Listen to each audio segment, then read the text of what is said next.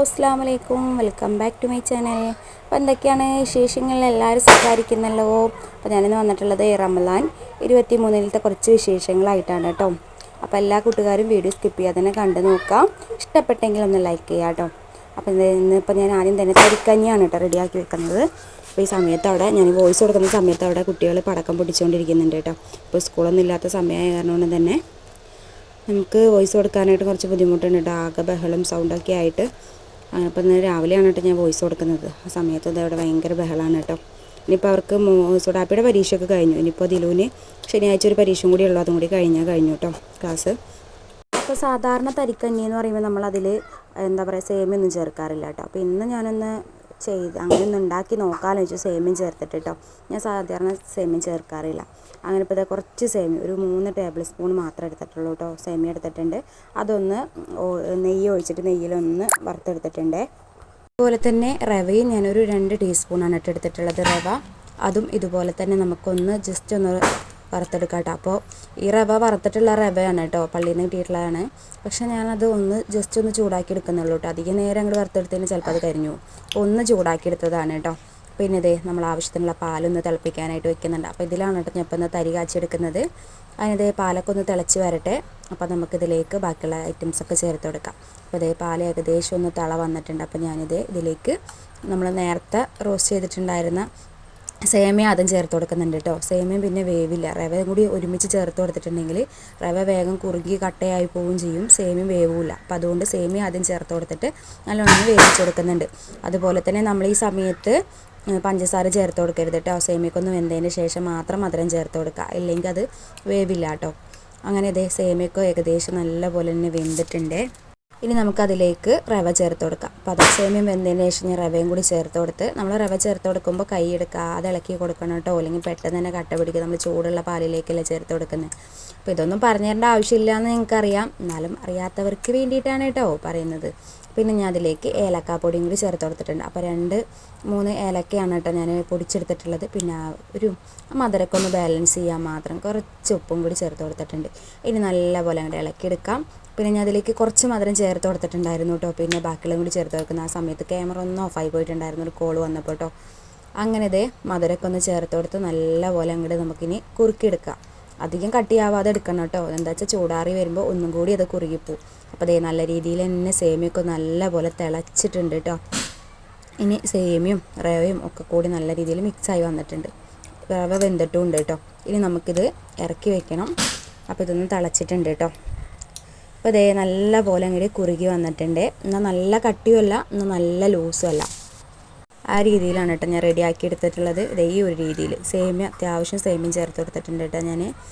അങ്ങനെ നമുക്കിനി ഇത് അങ്ങോട്ട് ഇറക്കി വെക്കാം. ഇനി നമ്മൾ ചെറിയ ഉള്ളിയും നമ്മുടെ അണ്ടിപ്പരിപ്പൊക്കെ ഇട്ടിട്ട് ഒന്ന് നെയ്യിലൊന്ന് മൂപ്പിച്ച് നമുക്കിതിലേക്ക് ചേർത്ത് കൊടുക്കാം കേട്ടോ. അപ്പോൾ ഞാൻ ഇതിൽ മുന്തിരി ചേർത്ത് കൊടുക്കുന്നില്ല. ഇവിടെ മക്കൾക്ക് മുന്തിരി കടിക്കുന്നത് വലിയ ഇഷ്ടമല്ല. അത് ബിരിയാണിയിലായാലും അത് മുന്തിരി വലിയ താല്പര്യമില്ല കേട്ടോ. അണ്ടിപ്പരിപ്പ് എന്തോരം ഇട്ടോളും, അതിനൊരു പ്രശ്നവുമില്ല കേട്ടോ. പിന്നെ നമ്മുടെ മെയിൻ ഐറ്റം എന്ന് പറയുന്നത് ഈ ചെറിയ ഉള്ളിയാണ് കേട്ടോ, ഇതിൻ്റെ ടേസ്റ്റ് എന്ന് പറയുന്നത്. അപ്പോൾ ചെറിയ ഉള്ളി ഒന്ന് ആരും സ്കിപ്പ് ചെയ്ത്, ചിലർ എന്താ പറയുക അണ്ടിപ്പരിപ്പ് മുന്തിരി മാത്രം വറുത്തിടും കേട്ടോ. പക്ഷേ നമ്മുടെ തരിക്കഞ്ഞി എന്ന് പറയുന്നതിൽ മെയിൻ എന്ന് പറയുന്നത് ഈ റവയും അതുപോലെ തന്നെ നമ്മുടെ ഈ ചെറിയ ഉള്ളിയാണ് കേട്ടോ. അതൊന്ന് സ്കിപ്പ് ചെയ്യരുത്. അതിനെ നെയ്യിലിത് നമ്മുടെ ഉള്ളി ഒന്ന് വാട്ടിയെടുത്തു. പിന്നെ അതിന് ശേഷം അണ്ടിപ്പരിപ്പും കൂടി ചേർത്ത് കൊടുത്തിട്ടുണ്ട് കേട്ടോ. അപ്പോൾ നമ്മൾ തരിക്കഞ്ഞിലേക്ക് മുന്തിരി ചേർത്ത് കൊടുത്തിട്ടില്ല. പിന്നെ നമ്മളിതൊന്ന് നല്ലപോലെ ഒന്ന് ഇളക്കിയെടുക്കാം കേട്ടോ. അപ്പോൾ നമ്മുടെ തരിക്കഞ്ഞിക്ക് ഇവിടെ ഏകദേശം റെഡി ആയിട്ടുണ്ട്. ഇപ്പോൾ കാണുമ്പോൾ തന്നെ നിങ്ങൾക്കറിയാം അത്യാവശ്യം കട്ടിയുമല്ല, ആവശ്യത്തിനുള്ള കട്ടിയും അതുപോലെ തന്നെ നല്ല രീതിയിൽ തന്നെ ഇവിടെ കുറുകി വന്നിട്ടുണ്ട് കേട്ടോ.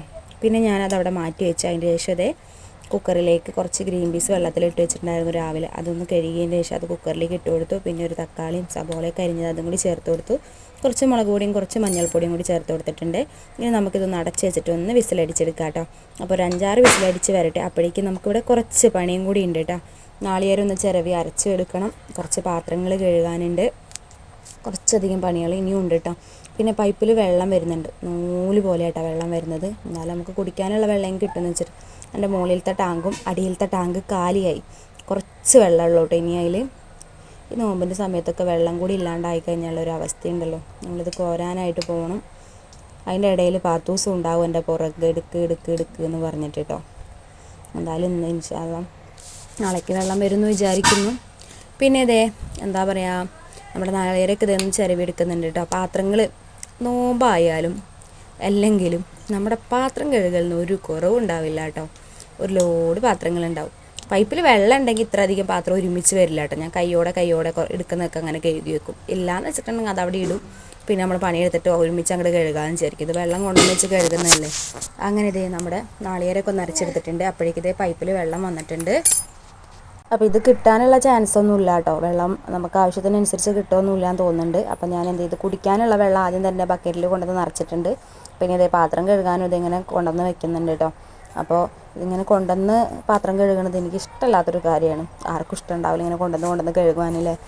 പക്ഷേ എന്താ ചെയ്യുക, പൈപ്പിൽ വെള്ളം ഇല്ലെങ്കിൽ അതന്നെയല്ലേ രക്ഷയുള്ളൂ. അങ്ങനെ ഇതേ പാത്രങ്ങളൊക്കെ ഒന്ന് തേച്ചിട്ടുണ്ടായിരുന്നു കേട്ടോ. ഇനി കഴുകിയെടുക്കേണ്ട ആവശ്യമുള്ളൂ കേട്ടോ. പിന്നെ ഞാൻ ഉച്ചയ്ക്ക് ഇവർക്ക് കഞ്ഞി വെച്ചിട്ടുണ്ടായിരുന്നത് ചോറ് ആക്കിയിട്ടുണ്ടായിരുന്നു കുക്കറിലാണ് കേട്ടോ.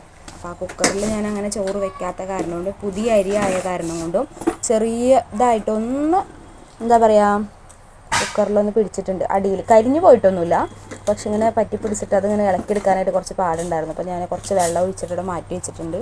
പിന്നെ പാത്രം കഴുകുന്നതിൻ്റെ ഇടയിൽ അതിലിട്ടായിരുന്ന കയ്യിലൊന്ന് കഴുകി നോക്കിയപ്പോൾ പക്ഷെ അതും പോണില്ല. ലാസ്റ്റ് ഞാൻ അങ്ങനെ തന്നെ അതെടുത്ത് കുക്കറിലേക്ക് ഇട്ട് വെച്ചിട്ടുണ്ട് കേട്ടോ. കഴുകിയപ്പോൾ നോക്കുമ്പോൾ അവിടെയൊക്കെ ചോറ് പറ്റും. പിന്നെ എന്തായാലും അത് അവിടെ കുതിർന്ന് ഇരിക്കട്ടെ, പിന്നെ കഴുകാൻ വെച്ചിട്ട് അങ്ങനെ ബാക്കിയുള്ള പാത്രങ്ങളൊക്കെ ഒന്ന് കഴുകിയെടുക്കുന്നുണ്ട് കേട്ടോ.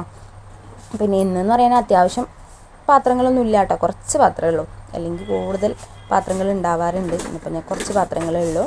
ഇനിയിപ്പോൾ നമുക്ക് അതുപോലെ തന്നെ പെങ്ങൾ വന്ന സമയത്ത് കുറച്ച് നൂലപ്പം മേടിച്ച് കൊണ്ടുവന്നിട്ടുണ്ടായിരുന്നു കേട്ടോ. പൊറോട്ട നൂലപ്പം ഉണ്ടായിരുന്നു. പൊറോട്ട പിന്നെ ഞാൻ എടുത്തു. എന്ന് വെച്ചാൽ ഞാൻ ആ വീഡിയോ ഇട്ടിട്ടുണ്ടായിരുന്നില്ല, വീഡിയോയിലുണ്ടായിരുന്നു കേട്ടോ. വീഡിയോ ഇട്ടിട്ടുണ്ടായിരുന്നില്ല, വീഡിയോ അന്ന് എടുത്തില്ല. വേറെ എന്താ പറയുക, വേറെ സ്പെഷ്യലും കാര്യങ്ങളൊന്നും ഉണ്ടായിരുന്നില്ല. പിന്നെ നോമ്പായിരുന്നു തന്നെ വീഡിയോ എടുക്കാനും നല്ല മടിയുണ്ട് കേട്ടോ. സത്യം പറയാലോ, വീഡിയോ എടുക്കാനൊക്കെ മടിയാണ്. അങ്ങനെ ഇതേ നൂലപ്പം ഇന്ന് ഞാനത് ചൂടാക്കി എടുക്കുന്നുണ്ട്. അപ്പോൾ ഇനിയിപ്പോൾ വൈകുന്നേരം ആയില്ലേ, അപ്പോൾ ഇനിയിപ്പോൾ കഴിക്കുന്ന ടൈമിൽ ചൂടാക്കാൻ വെച്ചിട്ട് അങ്ങനെ വെച്ചതായിരുന്നു കേട്ടോ. അതിനതൊന്ന് ആവി കയറ്റി എടുക്കുന്നുണ്ട്. അപ്പോഴേക്കും നമ്മുടെ കറിയൊക്കെ ഏകദേശം ഇവിടെ റെഡി ആവാറായിട്ടുണ്ട്. അപ്പോൾ നോക്കിയപ്പോൾ ഗ്രീൻ പീസ് ഒരു 2 വിസിലടിക്കും കൂടി വേണം, അപ്പോഴേക്കും പാകത്തിനുള്ള വേവാവും കേട്ടോ. അപ്പോൾ ഞാൻ എന്തായാലും അത് അവിടെ അടുപ്പത്ത് വെച്ചിട്ടുണ്ട്. പിന്നെ ഇതേ ഒരു പാത്രത്തിലേക്ക് നമ്മുടെ ടാങ്ക് പൊടിയും പഞ്ചസാരയൊക്കെ ഇട്ട് കൊടുത്തിട്ടുണ്ട്. പിന്നെ തണുത്ത വെള്ളം കുറച്ച് ഒഴിച്ചു കൊടുക്കുന്നുണ്ട് കേട്ടോ. തണുത്ത വെള്ളം എന്ന് വെച്ചാൽ ഞാൻ ഫ്രിഡ്ജിൽ ഇപ്പോൾ വെച്ചിട്ടുള്ളൂ. അത്ര തണുപ്പായിട്ടൊന്നുമില്ല കേട്ടോ. ഒരു 5 മിനിറ്റ് ആയിട്ടുള്ളൂ, അതിൽ കൂടുതലൊന്നും ആയിട്ടില്ല കേട്ടോ. അപ്പോൾ അതുകൊണ്ട് തന്നെ അധികം തണുപ്പും കാര്യങ്ങളൊന്നുമില്ല. പിന്നെ ഞാനിപ്പോൾ ഇത് ഉണ്ടാക്കിയെടുക്കുന്നത് ഒരു 6 മണി സമയമാണ് കേട്ടോ. ഇനിയിപ്പോൾ എത്ര സമയമുണ്ട്, അരമണിക്കൂറുള്ളൂ. അപ്പോൾ അധികം തണുപ്പൊന്നും ആവില്ല. ആ ടൈമിലാണ് ഞാൻ കറക്റ്റ് വെള്ളം കലക്കി വെക്കാറ് കേട്ടോ. മക്കൾക്കായാലും ഇനി പനിയോ വല്ല ജലദോഷമൊക്കെ വന്നിട്ടുണ്ടെങ്കിൽ നമ്മൾ ഈ നോമ്പിൻ്റെ സമയത്ത് അവരെയും കൊണ്ട് ഓടാനേ നേരം ഉണ്ടാവുള്ളൂ കേട്ടോ. പിന്നെ അതെ, അപ്പോഴേക്കും നമ്മുടെ നൂലപ്പൊക്കെ ഇതൊന്ന് ആവി കയറ്റി അവിടെ ചൂടാക്കി മാറ്റി വെച്ചിട്ടുണ്ട് കേട്ടോ. പിന്നെ ഇത് ഗ്രീൻ പീസൊക്കെ വെന്തിട്ടുണ്ട്. പിന്നെ അതിലേക്ക് ഞാൻ അരച്ച നാളികേരം കൂടി ചേർത്ത് കൊടുക്കുന്നുണ്ട്. മക്കളുള്ള കാരണം കൊണ്ട് തന്നെ വോയിസ് കൊടുക്കാൻ കുറച്ച് ബുദ്ധിമുട്ടുണ്ട് കേട്ടോ. ഇവിടുത്തെ മക്കളൊന്നുമല്ല, അപ്പുറത്തെ മക്കളും ഇപ്പുറത്തെ മക്കളൊക്കെ ആയിട്ട് ജാതി ബഹളം കാര്യങ്ങളൊക്കെയാണ്. ഇപ്പോൾ ഒരു പടക്കം ഇറങ്ങിയിട്ടുണ്ട് കേട്ടോ. ഇങ്ങനെ കയ്യിലെറിഞ്ഞ് പൊട്ടിക്കുന്ന ഒരു പടക്കം, ചെറിയത് 10 രൂപയുള്ള, അതിൽ ഇഷ്ടം പോലെ ഉണ്ടാവും കേട്ടോ. അപ്പോൾ അതും കൊണ്ട് നടക്കുകയാണ് ഒക്കെ ഇവിടെ. അങ്ങനെ ഇതേ നമ്മൾ നാളികേരം അരച്ചതും കൂടി ചേർത്ത് കൊടുത്തു. പിന്നെ ഇത് ഒരു പാനിലേക്ക് വെളിച്ചെണ്ണ ഒഴിച്ചു കൊടുത്തു. കടുകും കറിവേപ്പിലയും കൂടി ഒന്ന് മൂപ്പിച്ച് കറി ഒന്ന് താളിച്ചെടുത്തിട്ടുണ്ട് കേട്ടോ. അപ്പോൾ നമ്മുടെ ഗ്രീൻ പീസ് കറി ഇവിടെ റെഡി ആയിട്ടുണ്ട്. പിന്നെ സാധാരണ ഞാൻ അവർക്ക് പാല് പിഴിയാറുണ്ട്. ഇന്നിപ്പോൾ പാലൊന്നും പിഴിഞ്ഞിട്ടില്ല കേട്ടോ. ഇതൊക്കെ കൂട്ടി കഴിക്കാമെന്ന് പറഞ്ഞിട്ടുണ്ട്. നോമ്പല്ല, അപ്പം ഉമ്മീനി അടങ്ങാറാവണ്ടെന്നൊക്കെ പറഞ്ഞു. അങ്ങനെ ഇതേ നമ്മുടെ ഗ്രീൻ പീസ് കറി റെഡി ആയിട്ടുണ്ട്. പിന്നെ നമ്മുടെ ഇന്ന് പതിവ് പോലെ തന്നെ നമ്മുടെ മൂത്തുമ്മയുടെ പലഹാരം ഇവിടെ എത്തിയിട്ടുണ്ട് കേട്ടോ. അപ്പോൾ ഇന്ന് എന്താ പറയുക, ഉള്ളിവടയും പിന്നെ പരിപ്പ് വടയാണ് കേട്ടോ ഉള്ളത്. പിന്നെ പഴംപൊരി 2 ഉണ്ടായിരുന്നുള്ളൂ. അപ്പോൾ പഴംപൊരി അവർ കഴിച്ചിട്ട് ഒരെണ്ണം എനിക്ക് അവിടെ വെച്ചിട്ടുണ്ട് കേട്ടോ. ഉമ്മി നോമ്പ് തുറക്കുമ്പോൾ കഴിച്ചോ എന്ന് പറഞ്ഞിട്ട് ബാക്കി അവർ കഴിച്ചിട്ടുണ്ട് കേട്ടോ. അത് 4 മണിയായപ്പോൾ ചായക്ക് അങ്ങനെ കൂട്ടി കഴിച്ചിട്ടുണ്ട്.